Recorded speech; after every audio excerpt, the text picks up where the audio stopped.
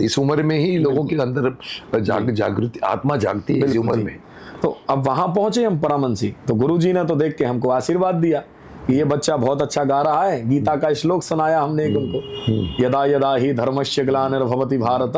तो जब उन्होंने सुना तो आशीर्वाद दिया महाराज जी ने, बोले कि ये हमारे सानिध्य में रहेगा आपसे कुछ समय, पढ़ाई लिखाई की। पर मन जो था हमारा शुरू से वैराग्यवान था, वैराग्य हो गया। जी हाँ।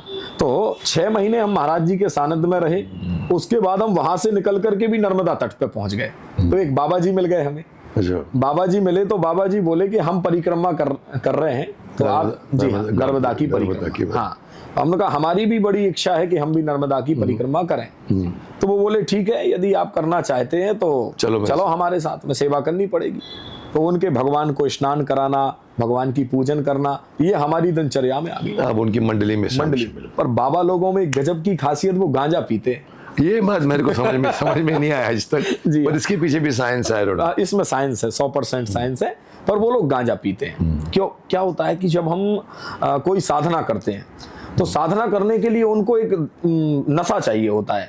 मैं तो आपको बताऊं तो मैं एक लौंग भी नहीं खाता हूं, पर बाबा लोग, हाँ, मतलब उनको कंसंट्रेशन चाहिए, जो ये यदि आपको ट्रांस में बजा, जी हाँ, तो उसके लिए गांजा ही जरूरी नहीं, और भी तरीके, और भी, हाँ, तो योग करके आदमी मेडिटेशन करके भी जाता है। जी हाँ, मैं भी यही कहता हूँ, योग करें, ध्यान करें, त्राटक करें, मेडिटेशन, बहुत कुछ है मेडिटेशन में। तो आप ब्रह्मांड में जा सकते। जी हाँ, प्राणायाम के माध्यम। तो फिर वो लोग क्या उस गांजे का क्या बोलना चाहते? गांजा पीते, तो गांजा पीते तो मुझे बड़ा अजीब सा लगता, नशे में हम ही रहते, उनका गांजे का वो धुआं। एक दिन दिमाग खराब हो गया, मैंने कहा अब मैं तुम्हारे साथ नहीं रहूंगा बाबा जी, मैं चलता हूँ इधर से।